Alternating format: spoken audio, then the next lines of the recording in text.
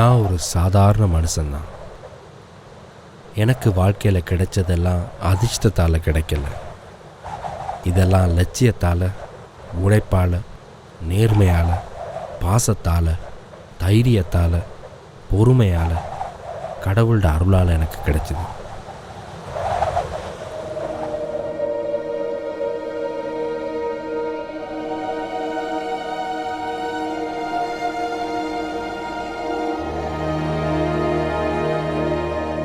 என்னோட பிள்ளைகளுக்கு, பேர பிள்ளைகளுக்கு, நண்பர்களுக்கு, நம்ம கூட வேலை செய்கிறவங்க எல்லாருக்கும் இதை சொல்லி கொடுத்துருக்குறேன். அவங்க எல்லாருமே நாளைக்கு பெருசாக வருவாங்க. அந்த முருகன் அவர்களை காப்பாற்றுவார். எல்லாரும் நல்லா இருக்கணும். விடிவி தெய்வநாயகம் பிள்ளை.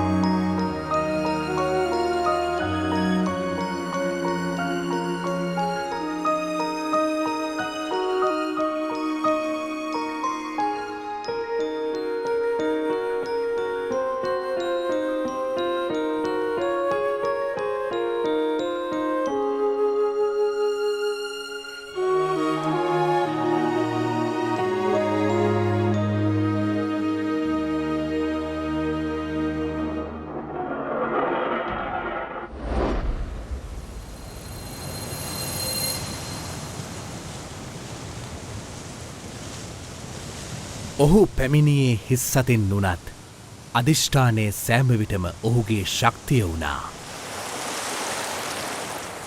ඔහු නිතරම හිතුවේ තමා මේ භූමියට අයිති කෙනෙක් බවයි. පවුලේ දෙවෙනි දරුවා ලෙසින් වර්ෂ 1911 ඔක්තෝබර් 7 වෙනිදා ඉන්දියාවේ පන්නම් පාරෙයි නම් වූ කුඩා ගම්මානයේ උපත ලැබූ දේවනායගම්ට ඉතා කුඩා වියේදීම දෙමාපියන් අහිමි වුණා. තම පවුල ජීවත් කරවන වගකීම බාරගත් ඔහු කුඩා වියේදීම රැකියාවක් සොයාගන්නා අරමුණින් තම පවුලෙන් වෙන් වුණා.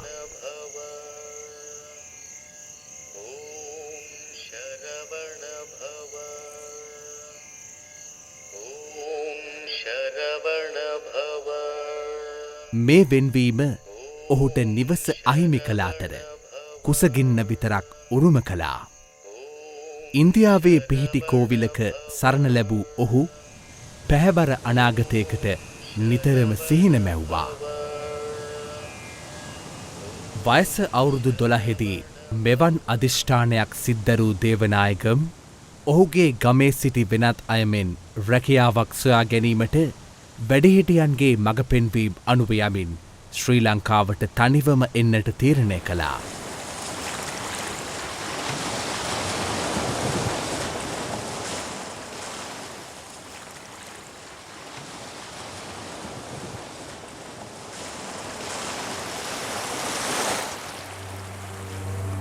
සිත තුළ පැළපදියම් වුණු අධිෂ්ඨානය මේ කිසිම දෙයකට වෙනස් කරන්නට බැරි වුණා.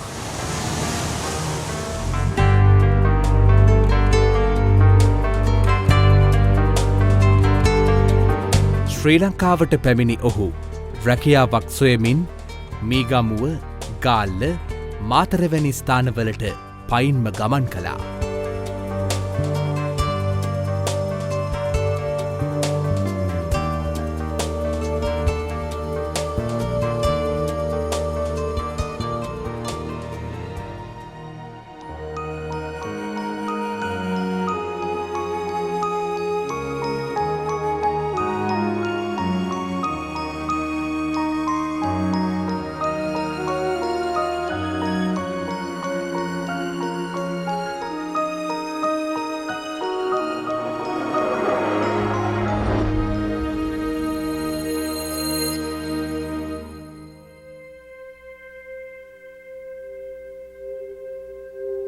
පැවරෙන ඕනෑම රාජකාරයක් පිළිවෙලටත් නියමිත වේලාවටත් නිමකිරීම දේවනායගම්ගේ ජීවිතයේ සුවිශේෂ ලක්ෂණයක්. නමුත් ඔහුගේ රාජකාරි කිසි විටක ඇගේීමකට ලක්වුණේ නැහැ.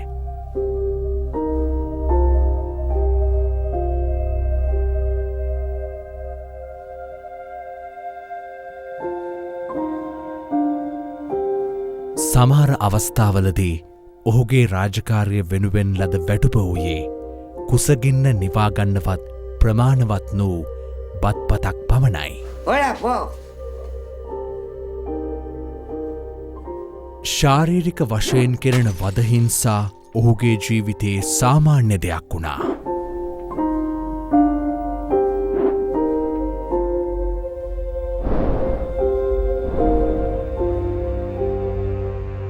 කෙතරම් අසාධාරණකම් සිදුවනත් දේවනායගම් කිසි විටකත් අධෛර්යමත් වුණේ නැහැ. එහි ප්‍රතිඵලය වුණේ තවතවත් වෙහෙස මහන්සි වී වැඩ කරන්න උනන්දුවීමයි. ඔහු එක තැනක නොසිට හොඳ රැකියාවක් සොයමින් තැනින් තැන ගමන් කළා. වසර ගණනාවක් කළ කැපකිරීම්වල ප්‍රතිඵලයක් වශයෙන් ඔහුගේ රාජකාරි ඇගීමට ලක්වෙන්න පටන් ගත්තා.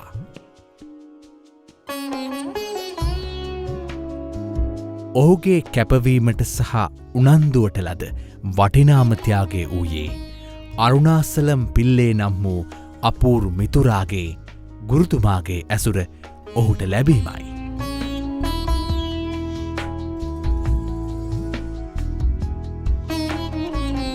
අරුණාසලම් පිල්ලේ දේවනායගම්ට ඔහුගේ කඩයක කුලීකරුවෙක් විදිහට වැඩ කරන්න අවස්ථාව ලබා දුන්නා.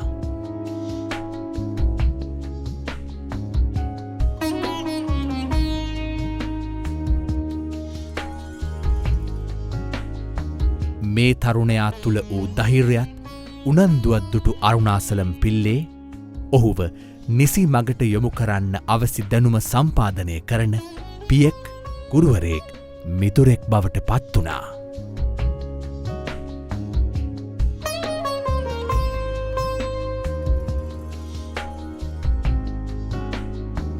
අරුණාසලම් තම අත්දැකීම්වලින් ලද සියල්ලුම දැනුම දේවනායගම්ට නිර්ලෝභීව ලබා දුන්නා.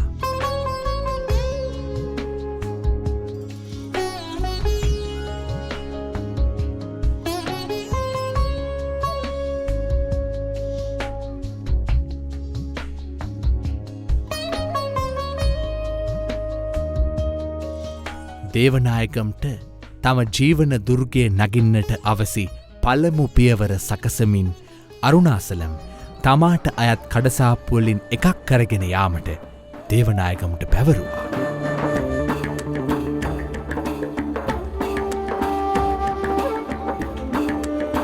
දේවනායගම් මේ අභියෝගය ඉතාම සතුටින් භාරගත්තා.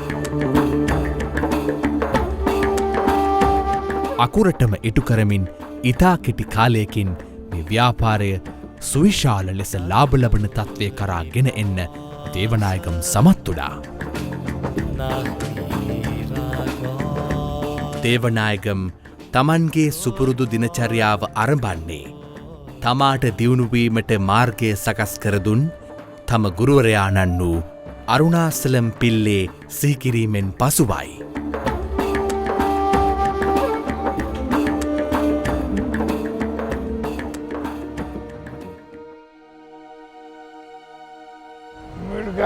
நீ நல்ல பிள்ளப்பா, நீ குழந்தை தண்ணி குடிக்கவா.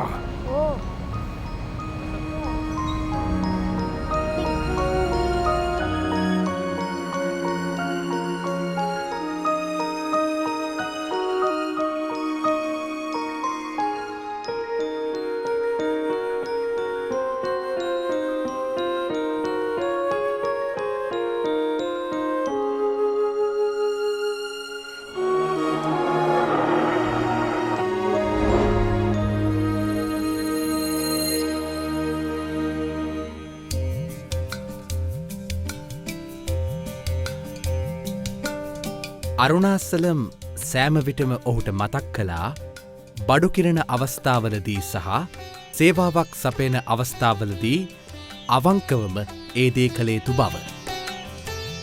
එය ඉදිරි ජීවිතයේ යහපත් ප්‍රතිඵල උදෙසා වැදගත් වන බව ඔහු නිතරම සඳහන් කළා. දේවනායකම් දැන් හොඳ ස්ථාවර ගෞරවනීය ව්‍යාපාරිකයෙක්. ඔහු තනිවම ව්‍යාපාරයක් ගෙන යන ආකාරය ඉගෙන ගත්තා. එවගේම ඔහුගේ වටිනා ගතිගුණ ව්‍යාපාරවලට එකතු කළා. ඔහුගේ විශිෂ්ටතම ගුණාංගය වූයේ අවංකභාවයයි. ඔහු තම ගනුදෙනුකරුවන්ට ගෞරවයෙන් සැලකූ අතරම අවංකවම සේවාවත් ලබා දුන්නා. පාරිභෝගිකයාට වඩා වෙන කිසිම දෙයක් ඉහලින් නැති බවයි ඔහු විශ්වාස කළේ.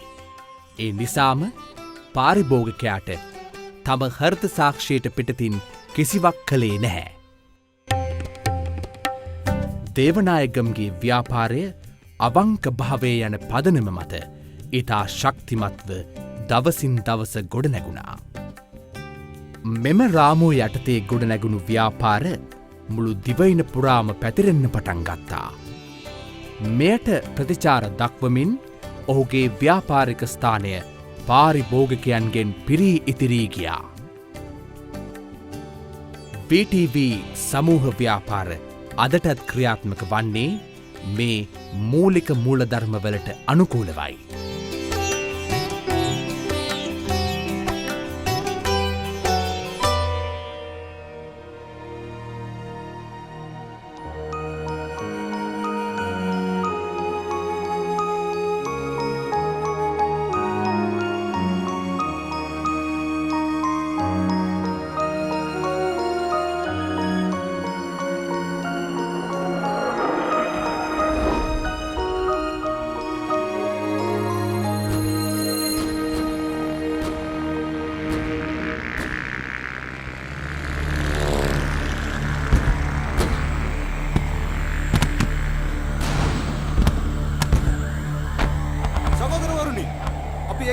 අවුරුදු ගානක් අඳුරනවා.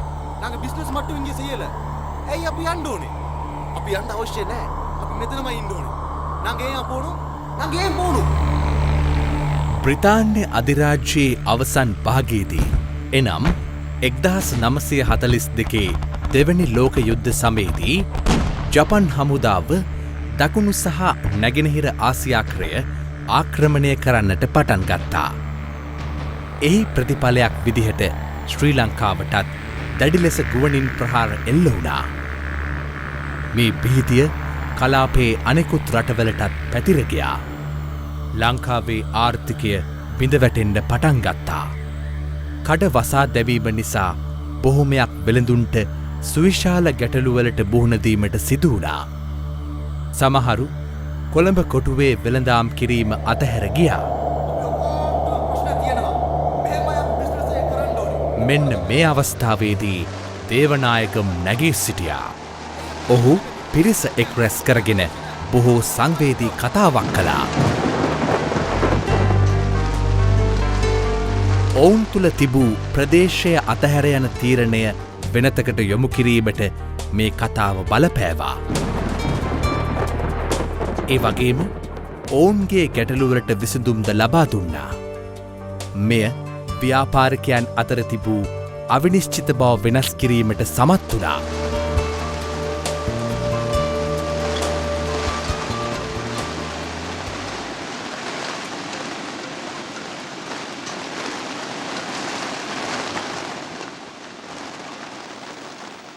මේ වකවානුව වන විට අරුණාසලම් පිල්ලේ ඉන්දියාවට යන්න තීරණය කළා. පවතින ගැටුම්කාරී තත්ත්වය උත්සන්න වීම නිසා ඔහු දේවනායගම්ටත් ඉන්දියාවට යන්නට ආයාචනා කළා. තමා උපන් රටටත් වඩා ආදරය කළ මේ රට හැරයාමට ඔහු කැමති වුණේ නැහැ. නමුත් අවසානයේදී තම ප්‍රථම දරුවා කුසදරා සිටි බිරිඳගේ ආරක්ෂාව වෙනුවෙන් ඔහු ඉන්දියාවට යන්න තීරණය කළා. ඔහු මේ තීරණය ගත්තේ ඉතාම අපහසුවෙන්.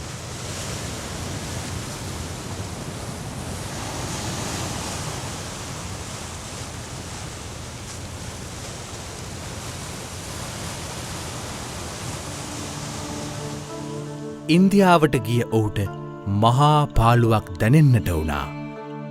ඒ නිසාම තමා අසීමිතව ආදරය කළ ශ්‍රී ලංකාවට නැවත එන්නට දැඩි තීරණයක් ගත්තා. ඔහුගේ හදවත ධෛර්යයෙන් සහ බලාපොරොත්තුවෙන් පිරී ගියා. ව්‍යාපාර සාර්ථක තත්ත්වයට පත් වූ පසුව තම බිරිඳ සහ දරුවන් නැවතත් කැඳවාගෙන එන අරමුණින් ශ්‍රී ලංකාවට නැවතත් පැමිණියා.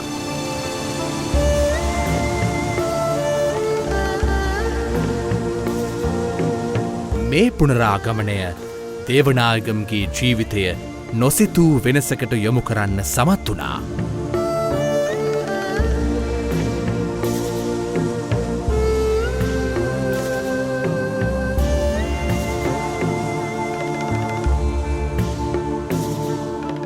ඔහු මුල්වරට තමාගේම ව්‍යාපාරයක් VTV දේවනායගම් පිල්ලේ සහ සමාගම නමින් ආරම්භ කළේ මේ පුනරාගමනයෙන් පසුවයි.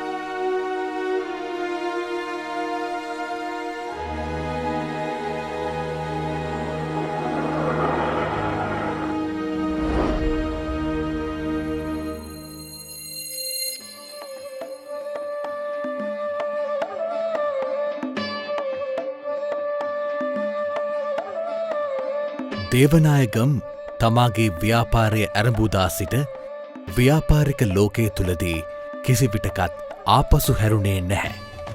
ඔහු දිගින් දිගටම ඉදිරියටම ගමන් ගත්තා.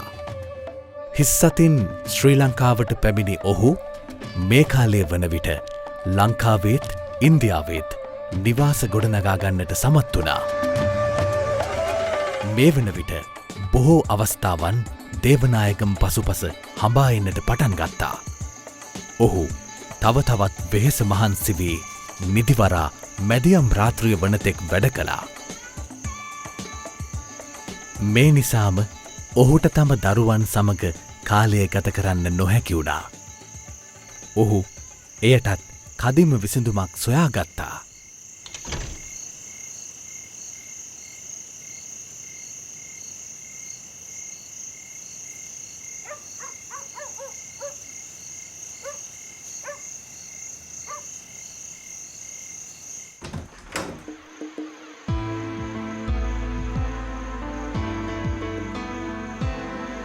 බොහෝ දෙනා නින්දට යන මැදියම් රාත්‍රිය දේවනායගම් තම දූදරුවන්ට ආදරය දක්වන්නට වෙන් කළා.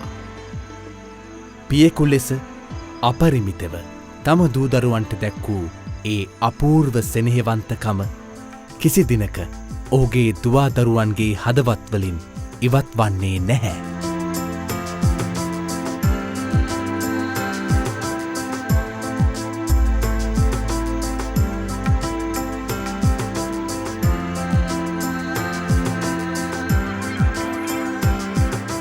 මේ සෙනෙහවන්තකම තම පවුලට සීමා නොකර තමන් යටතේ සේවය කරන අයටත් සමාජයටත් එකසේ ලබා දෙන්න කාරුණික වුණා. ඔහු වෙත පාරිභෝගිකයන් ඇදීයාවේ බාණ්ඩ බෙලදී ගැනීමටම පමණක් නොව ඔහුගේ කරුණාවන්ත සේවේද ලබාගන්නට දැක්වූ කැමැත්ත නිසයි.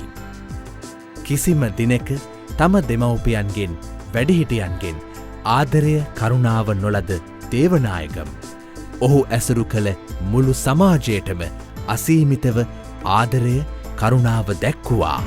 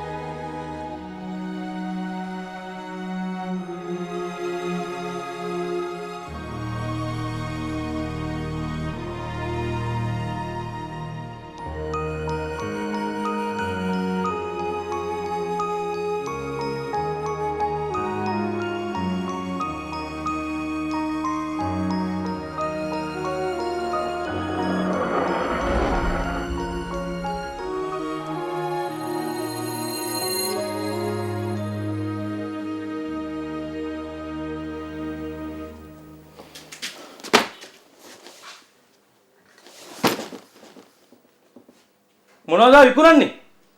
කුණු වෙච්ච බඩු. දේවනායගම් මත්ස්‍යමාංශ අනුභවයෙන් වැළකුණු ඉතා ධාර්මික හින්දු භක්තිකයෙක්. වාඩියෝ අපි කතා කරමු වාඩියෝ. මේ සිදුවීම අනෙක් සැදැහැවත් හින්දු භක්තිකයන්ට නම් සමාවදිය නොහැකි අපහාසයක්. අම්බේ කුඩිකිර කොண்டு வாங்க. இது வேணாம்னு சொன்னா நாங்க மாத்திக்கொள்ளும். අපි වෙනස් කරගමු මේක. දේවනායගම්ගේ ඉවසීමේ ගුණය සහ දයාබර බව ප්‍රකට කරමින් ඉතාමත් නිරහංකාරව ඔහු තමන්ගේ ව්‍යාපාර සුපුරුදු ආකාරයට කරගෙන ගියා. කොහොමද බිස්නස් එක? වරදක් නැහැ හොඳයි. මේක මාරු කරලා දෙන්නම් අපි. මේ සිදුවීම සිදුවෙද්දී VTV සමූහ ව්‍යාපාරය පුළුල් මට්ටමක පැවතුණා. නමුත් දේවනායගම් සෑම විටම පහළ මට්ටමින් සිතමින් තම ගනුදනුවලදී ඉතා නිරහංකාර කෙනෙක් බවට පත් වුණා.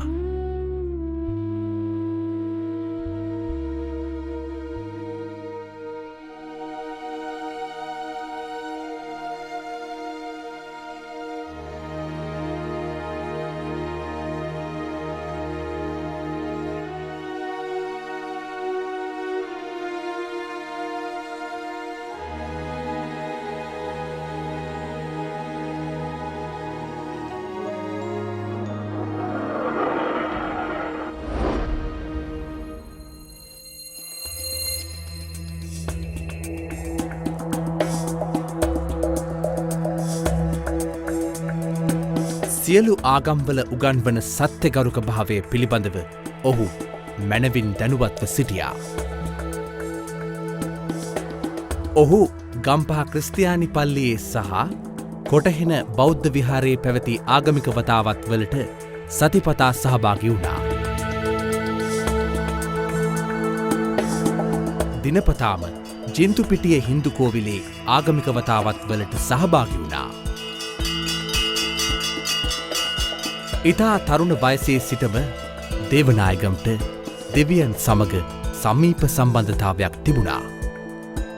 දුප්පත්කමින් මිරිකී බඩගින්නේ සිටිනා කාලයේදී මෙන්ම කීර්තිය, භාග්‍ය සහ සියලු සැපපහසුකම් තිබෙන කාලයේදී ජීවිත කාලය පුරාවටම දෙවියන්ගේ ආදරය සහ මඟ පෙන්වීම ඔහුට ලැබුණා.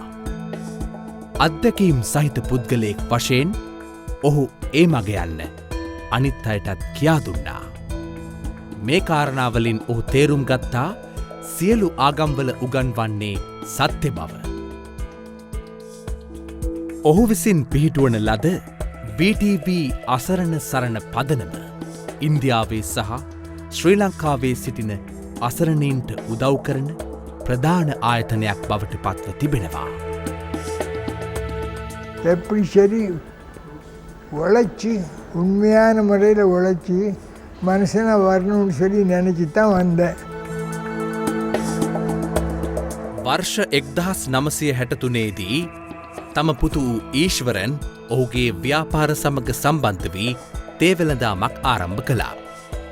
පසුව අනෙකුත් සහෝදරයෙන් වූ වීරබාහු, පිරමනායගම්, අරුණාසලම් හා සන්මුඛ සුන්දරම්ද ව්‍යාපාරයට සම්බන්ධ වීමෙන් ඊශ්වරන් බ්‍රදර්ස් නමින් ප්‍රකට සමාගමක් බවට පත් වුණා.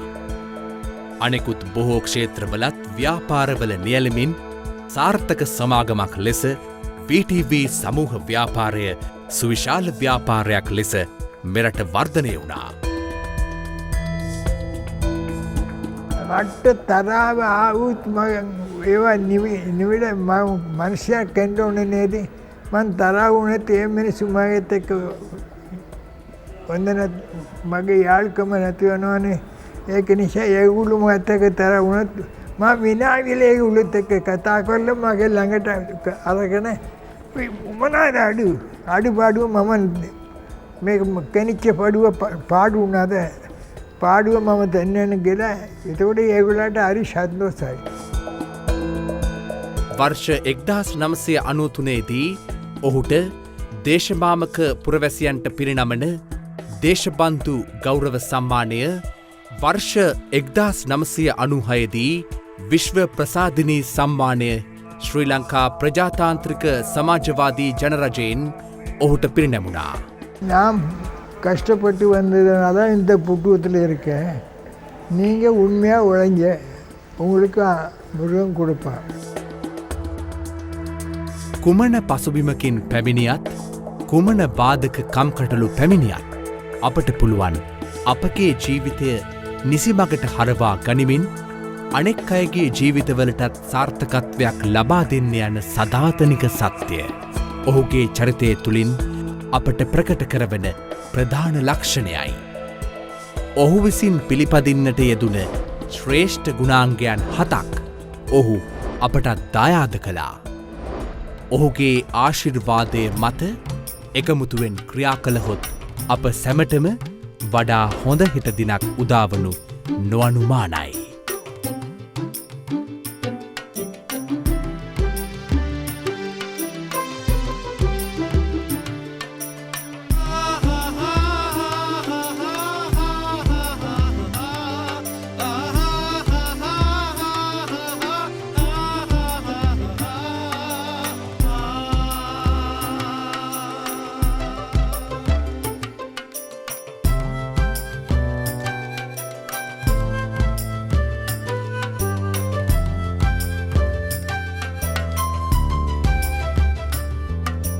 லட்சியம் என்பது உன் உள்ளத்தில் ஓங்க, உழைப்பையே நம்பிடு நீ வெற்றியை காண. லட்சியம் என்பது உன் உள்ளத்தில் ஓங்க, உழைப்பையே நம்பிடு நீ வெற்றியை காண. பொறுமையும் பாசமும் நேர்மையும் வாழ்வில் நீ காட்டிட, அந்த இறைவன் அருளாலே உறுதி மனதாலே சகலமும் தாங்கிட.